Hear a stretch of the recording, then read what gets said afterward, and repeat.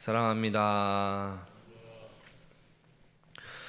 모세는 시내산 위에서 하나님께서 친히 기록하신 율법과 계명을 주신 두 증거판, 돌판을 갖고 하나님께 명을 받습니다.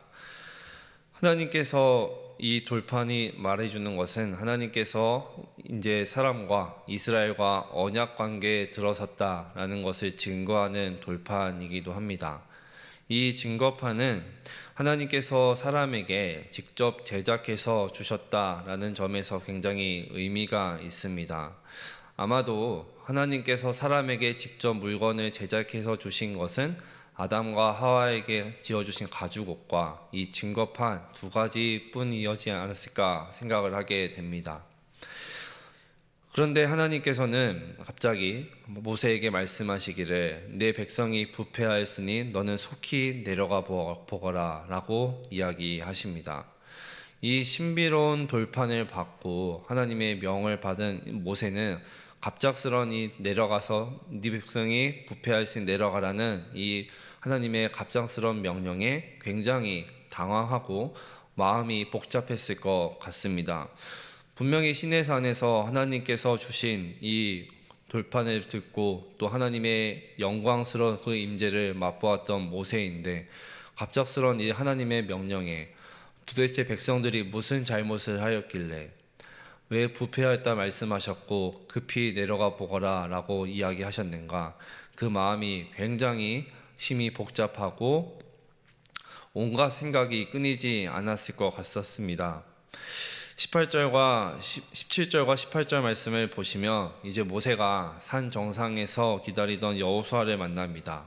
그리고 여호수아는 이 진중에서 백성들 사이에서 들리는 소리가 요란한 소리고 싸우는 소리다 라고 이야기합니다. 하지만 모세는 말하기를 이것은 싸우는 소리도 아니고 요란한 소리도 아니고 축제를 벌이는 소리와 같다, 환호하는 소리와 같다, 그렇게 들린다 라고 이야기를 합니다.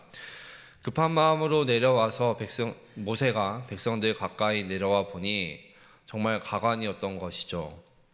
백성들이 만든 금 송아지가 보였던 것입니다. 그리고 그 금송아지를 가운데 두고 백성들이 환호하면서 소리치면서 노래하고 있었던 것입니다.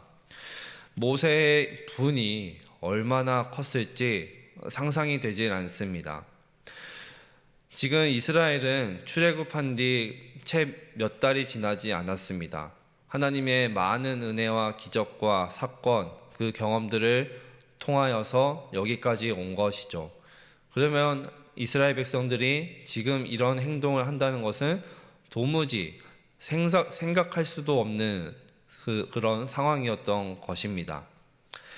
모세는 이렇게 거룩하신 하나님의 임재 가운데 하나님께서 허락하신 두 돌판을 갖고 그 명을 받았을 때 얼마나 기쁨과 감사가 있었을지 생각해 보게 됩니다. 하지만 네 백성이 부패하였으니 속히 내려가라 하신 이 말씀을 듣고 그리고 내려와서 그 광경을 직접 보니 심히 그 마음이 낙담되고 분이 차오르고 좌절하지 않았을까 생각을 해보게 됩니다.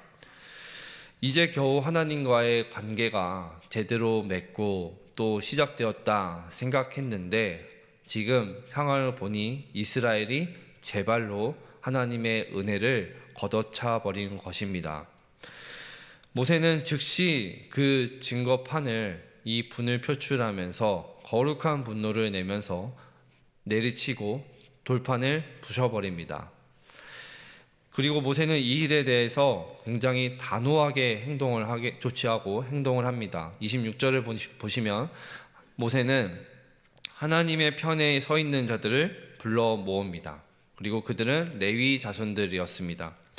모세는 레위 자손들에게 분부해서 허리에 칼을 차고 진영 끝에서 끝까지 돌아다니면서 우상을 숭배하는 모든 자들을 다 처단하라 이야기합니다. 그것이 너희의 가족이든 형제이든 가릴 것 없이 다 처단하라 이야기합니다. 그 결과 대략 3,000명의 이스라엘 민족들이 생명을 빼앗기는 일을 경험하게 됩니다. 이것은 굉장히 모세에게도 있어서 그렇고 이스라엘에게 있어서도 그렇고 큰 희생과 대가를 치르는 것이었습니다. 또한 레위인들에게 칼을 차고 우상을 숭배하는 모든 자들을 다 처단하라 라고 명령한 이 모세의 모습을 보면 모세는 지금 단 하나의 죄악도 그냥 넘어갈 수 없다라는 그 결의와 단호한 결정을 보게 됩니다. 지금 시내산 인근 하나님의 영광스러운 임재가 있었던 그 공간 안에 모두가 있었지만 두 부류의 사람으로 차이가 나게 됩니다. 누군가는 하나님을 버리고 거짓 신을 섬기고 우상을 섬기고 있습니다. 그리고 하나님과 단절된 관계를 향해서 나아가고 있었던 것이죠.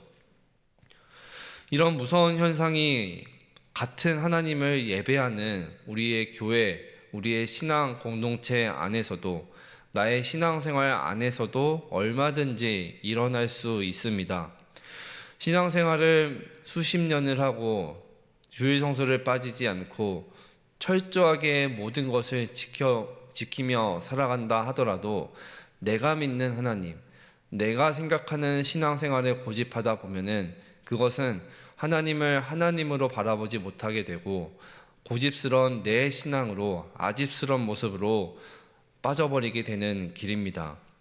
하나님과의 관계보다 더 우선하게 되고 찾는 대상이 있으면은 그것이 내가 하나님을 위한 것이라고 생각하며 행동한다 하더라도 결코 그것은 선한 것이 될 수 없고 그것은 우리에게 우상이 될 수밖에 없습니다. 오늘 이 사건은 우리 신앙생활을 하고 하나님을 믿는 자들에게는 중간지대가 없다라는 것을 우리에게 보여줍니다. 우리는 하나님의 편 아니면 세상의 편 둘 중 하나에 서 있어야 합니다. 세상도 하나님도 둘 다 공존할 수 없고 사랑할 수 없습니다. 이 레위인들이 모세의 말에 순종해서 칼을 들었을 때 3,000명가량이 죽임을 당했다 말씀을 드렸습니다. 모세는 이렇게까지 자신의 가족들까지 죽이면서 이 하나님의 편에 서 있었던 레위인들에게 끝에 가서 오늘 본문 29절을 보니까 이렇게 말합니다. 여호와께 헌신하게 되었느니라. 그들의 행위를 보며 결단한 그 신앙의 모습을 보며 그들의 행위를 인정하게 되는 것이죠. 그리고 레위인들은 그 헌신을 통해서 마침내 오늘 29절 끝절을 보시면 하나님을 향해 온전히 구별되었다라고 이야기합니다. 그리고 끝으로 모세는 하나님의 축복을 내립니다. 그가 오늘 너희에게 복을 내리시리라 라고 선포를 합니다. 그리고 하나님께서는 바로 이 사건이 신약시대를 살아가는 우리에게 본보기가 되어준다라고 말씀하십니다. 고린도전서 10장 11절 말씀을 제가 읽어드리겠습니다. 그들에게 일어난 이런 일은 본보기가 되고 또한 말세를 만난 우리를 깨우치기 위하여 기록되었느니라. 아멘. 오늘 말씀에서 나타난 상황, 우리에게도 동일하게 일어날 수 있고 일어나고 있는 상황입니다. 바로 영적인 전쟁입니다.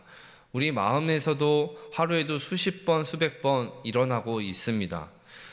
우리의 마음의 그 악한 관습에 대해서, 습관에 대해서 하나님의 이 말씀의 칼을 들지 않으면 우리도 금송아지를 숭배하고 섬기던 그 신을 만드는 우상 숭배를 하는 이스라엘 백성들과 다름없다라고 볼 수 있습니다. 이 말씀의 칼을 들고 이 모든 것을 베어버리지 않으면, 처단하지 않으면 우리는 하나님께서 우리에게 허락하신 가장 큰 축복인 성령 충만의 삶을 살아갈 수가 없습니다. 이러한 죄악이 우리 안에 여전히 살아있는 한 우리는 하나님께서 허락하신 축복을 누리면서 살 수가 없습니다. 말씀을 정리합니다. 하나님께서는 모세를 통해서 이렇게까지 하신 이유는 다시 한번 이스라엘과 바른 관계를, 언약의 관계를 성사시키고 맺기 위함이었습니다.